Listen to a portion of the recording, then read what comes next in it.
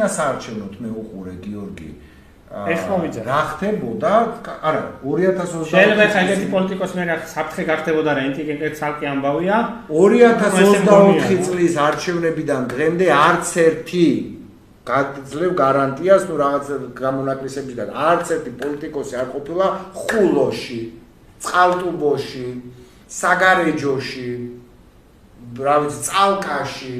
ამბროლაუში არ ყოფილა და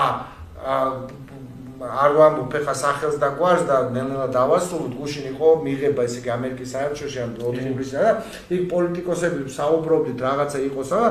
ერთმა ორმა კი აღნიშნა იქ რომ აი მოუწყდითო ხალხსო გავიდეთო ხალხთან მეთქი მე ვარ პატარა მცირე პარტია რომელიც ფუნქციონირებს საწევრო გადასახადამ ჩვენ ჯიბიდან ამოღებ პული თქვენ რომლებიც ზოგი იღებთ დიდ ან იღებთ საბიუჯეტო თანხებს გაქვთ სპონსორი დონორი და ამას შემდეგ თქვენ არ უნდა იჯდეთ თბილისში მე საწყლად დავდივარ ნუ საწყლად რა გაგებით კიდევ ერთხელ მცირე ბიუჯეტით სადღაც შეხვედრები რომ ოკეანეში წვეთია ეს უნდა იყოს კოორდინირებული უნდა იაროს ყველა მე ფილმებში რო გვაქვს ნანახია ლაივში ავტობუსებით მარშრუტკებით ყველა ჩადიო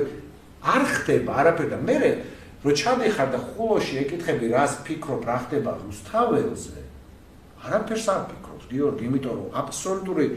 იდენტიფიკაცია რა ხდება რუსთაველთან კავშირი არა აქტივს იმას თავის პრობლემა აქვს არავინ არა დღეს შენ რაც ისაუბრე ამის გულწრფელად გეუბნები ამის მიათედი რო ესაუბროს ყველა პოლიტიკოსმა რეგიონებში ხალხს ერთი ნაბიჯით წინ ვიქნებოდი